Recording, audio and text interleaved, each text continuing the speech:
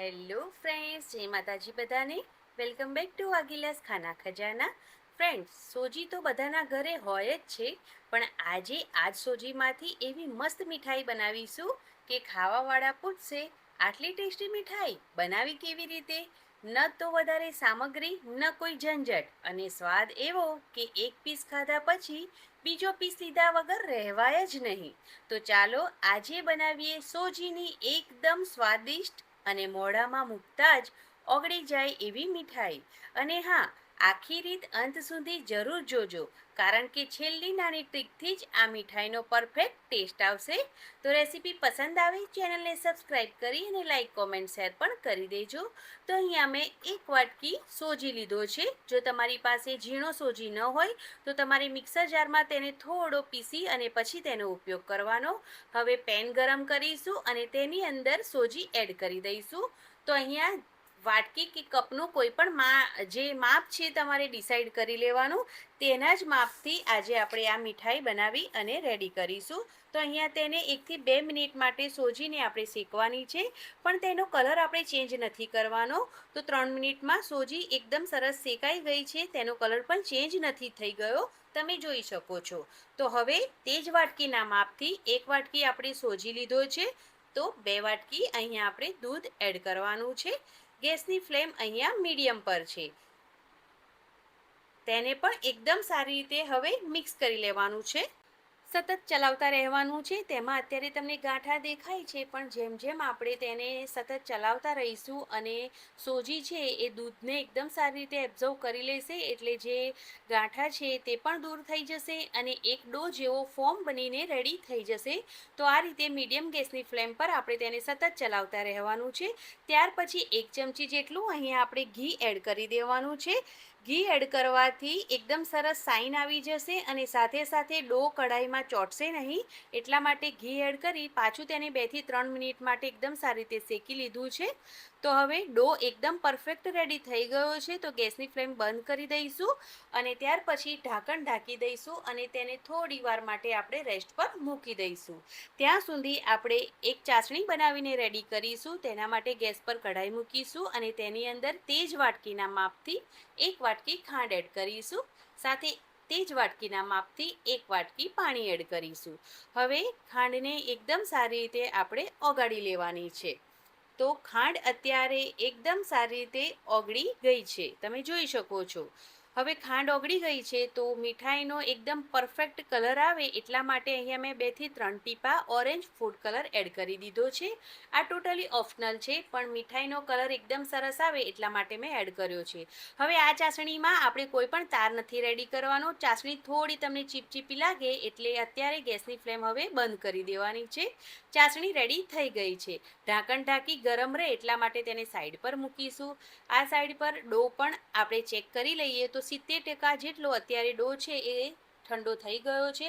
થોડો ગરમ ડો હોય ત્યારે જ આપણે તેમાં થોડું ઇલાયચી પાવડર સાથે 2 ચમચી જેટલો મિલ્ક પાવડર એડ કરી દેવાનો છે.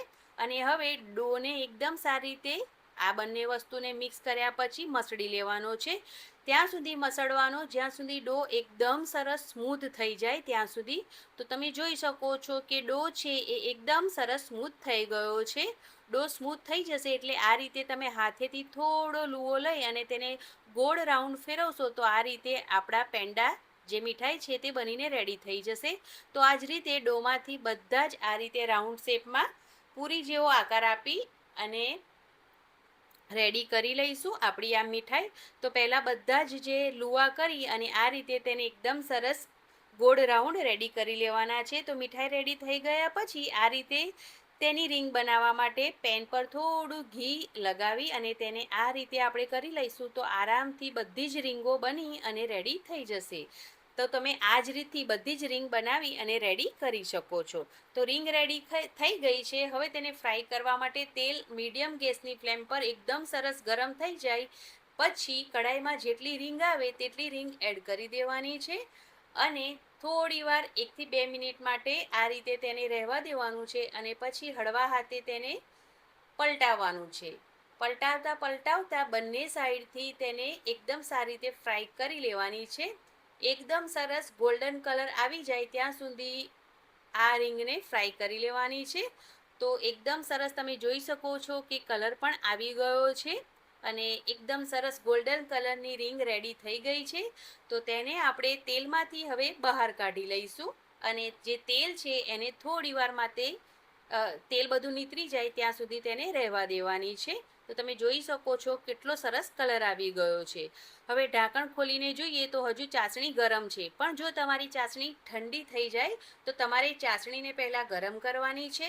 ચાસણી ગરમ થઈ જાય પછી આપણે જે આ રીંગ ફ્રાય કરીને રેડી કરી છે તેને ચાસણીમાં એડ કરી દેવાની છે. આ રીતે 2 થી 3 વાર ઉલટ કરી લેવાની છે અને ત્યાર પછી આ ચાસણી એકદમ સરસ રીંગમાં એબ્ઝોર્બ થઈ જાય એટલા માટે તેને મિક્સ કર્યા પછી આપણે ઢાંકણ ઢાંકી તેને 15 થી 20 મિનિટ માટે સાઈડ પર મૂકી દેવાનું છે. 15 થી 20 મિનિટમાં એકદમ સરસ આપણી મીઠાઈ બનીને રેડી થઈ જાય છે. તો તમે જોઈ શકો છો મેં તેને 15 મિનિટ માટે રહેવા દીધી હતી અને એકદમ ચાસણી બધી જ મીઠાઈ પી ગઈ છે અને એકદમ સરસ મીઠાઈ બની અને રેડી થઈ ગઈ છે. તો ચાલો તેને પ્લેટમાં લઈ લઈએ. તો ફ્રેન્ડ્સ, જો તમને મારી આ સોજીની મીઠાઈની રેસીપી ગમી હોય તો વિડીયોને લાઈક કરી દેજો. તમારો એક નાનો એવો લાઈક મને આવી જ નવી અને સ્વાદિષ્ટ રેસીપી બનાવવાની હિંમત આપે છે. અને હા, પહેલીવાર મારી ચેનલ પર આવ્યા હોવ તો ચેનલને સબસ્ક્રાઈબ કરીને મારી સાથે જોડાઈ જજો, કારણ કે અહીં તમને દર વખતે મળશે ઘર જેવી સરળ અને ટેસ્ટી રેસીપી. મળીએ હવે પછીની એક નવી અને મજેદાર રેસીપી સાથે. ત્યાં સુધી ખુશ રહો અને ટેસ્ટી ખાતા રહો.